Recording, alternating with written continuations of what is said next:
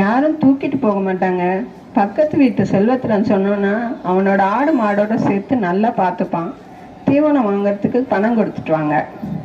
காமாட்சி சொல்லுக்கு மறு பேச்சு உண்டா?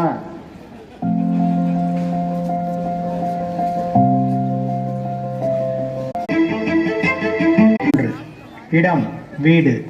பங்கு பெறுவோர் சந்துரு, சுமதி, ராகவ், ஜானு, ஆறுமுகம் மற்றும் காமாட்சி. நேரம் காலை 5.